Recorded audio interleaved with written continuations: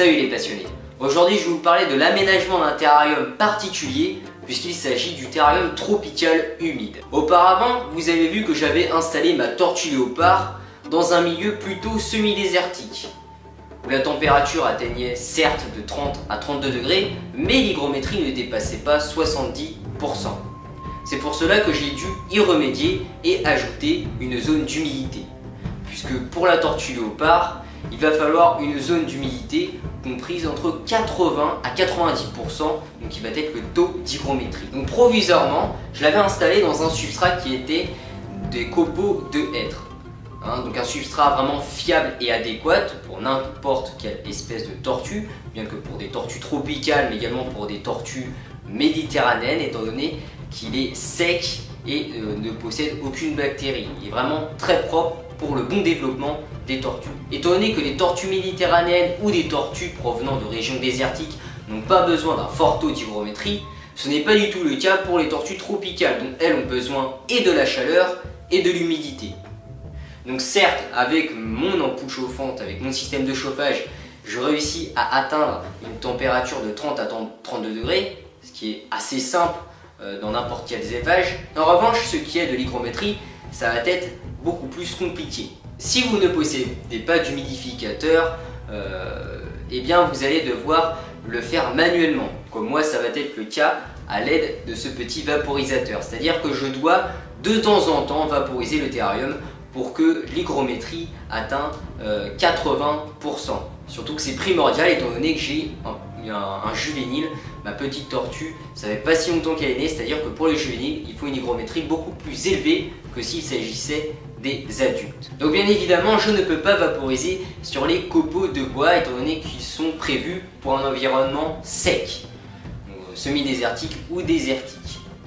C'est pour cela que j'ai gardé tout de même ce substrat, mais j'ai rajouté donc à un tiers du terrarium un autre substrat utilisé pour des terrariums tropicales et humides. Ça va être de l'éclat de coco. Vous pouvez bien évidemment utiliser de la tourbe. Moi personnellement, c'est un choix personnel, j'ai utilisé de l'éclat de coco. Un substrat qui va conserver l'humidité, ce qui fait que votre tortue pourra choisir entre le milieu sec ou le milieu humide, tout en conservant la chaleur du terrarium. Donc, bien évidemment, je vous conseille d'installer votre milieu humide à l'extrémité, donc à l'opposé du point chaud, donc qui va être le point sec. C'est pour cela que le terrarium sera composé de 2 tiers d'une partie sèche et de 1 tiers d'une partie humide. Donc une fois que vous aurez maintenu une bonne hygrométrie, il va falloir thermoréguler le terrarium. S'il s'agit d'un terrarium tropical ou d'un terrarium désertique, eh bien la thermorégulation va se jouer différemment. En effet, si vous êtes par exemple en pleine période hivernale et que la température de votre maison se situe entre 19 à 20 degrés, il faudra bien évidemment laisser l'ampoule chauffante, le système de chauffage, que ce soit une ampoule chauffante ou un tapis chauffant, une bonne partie de la journée. En revanche, si vous vous situez pendant une période estivale, vous pouvez vous permettre d'éteindre de temps en temps l'ampoule chauffante si la température atteint une température d'environ 25 degrés. Il s'agira par exemple des fortes canicules. Ce qui est de la période nocturne, comme moi par exemple ça va être le cas pour mes tortues des steppes. Pendant la période nocturne, le terrarium sera à peu près une température de 20 à 21 degrés. Ce qui fait que je ne suis pas obligé de leur apporter un système de chauffage en plus durant la nuit.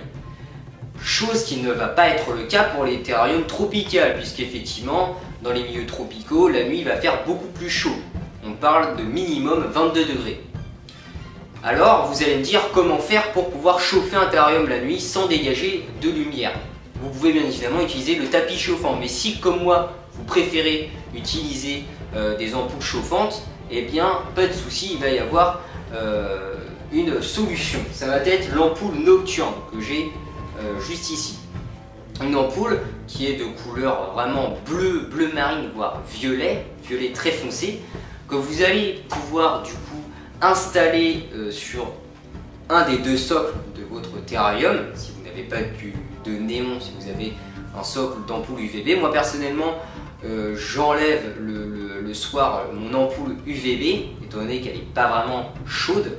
Je la remplace par l'ampoule nocturne, comme ça j'ai juste à basculer le chauffage sur l'ampoule nocturne et éteindre tout simplement l'ampoule chauffante de base. Grâce à ce système, vous allez pouvoir chauffer votre terrarium sans dégager une forte lumière dans la pièce. Ce qui est très avantageux, surtout si par exemple votre terrarium est dans une chambre à coucher. Ça ne va pas éclairer la pièce, ça ne va pas vraiment vous empêcher de dormir. Vous pouvez bien évidemment placer un drap sur le terrarium, mais vous n'êtes pas vraiment obligé étant donné que ça dégage vraiment qu'un tout petit filament d'une couleur violette.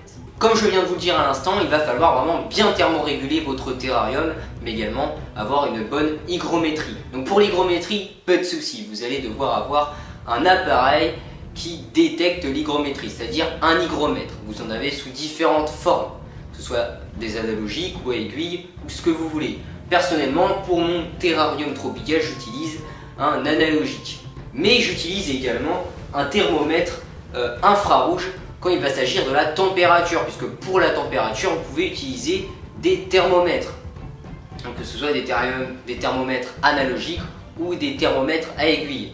Chose que je vais utiliser par exemple pour le terrarium de mes tortues des steppes. Je vais également en utiliser un pour le terrarium de ma tortue tropicale. Mais il va également y avoir ce genre de pistolet, donc en fait c'est un thermomètre infrarouge qui va permettre de capter la température d'un point précis dans le terrarium. Beaucoup plus fiable que les thermomètres de base. Donc certes, l'hygromètre, vous êtes obligé d'en avoir un, mais le thermomètre, vous pouvez les remplacer par ce type d'appareil.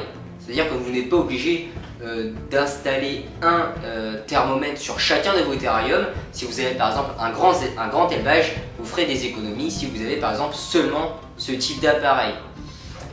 Pourquoi? Tout simplement parce que le thermomètre va capter la chaleur du terrarium à un point précis où vous allez mettre par exemple la sonde. Si vous la mettez tout à gauche, ça va capter la zone gauche de votre terrarium, si c'est à droite, c'est à droite, vous m'avez compris. En revanche, avec ce type d'appareil, vous pouvez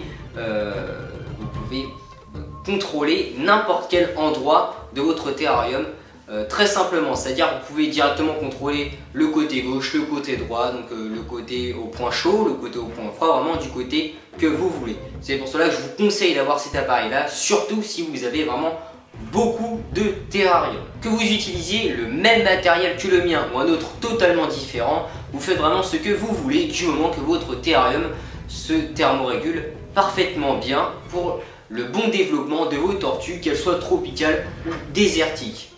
La vidéo touche à sa fin, je vous remercie de l'avoir visionnée. Pour plus d'informations, n'hésitez pas d'aller faire un petit tour sur le site internet, le lien est dans la description. Je vous dis à bientôt, portez-vous bien, salut les passionnés.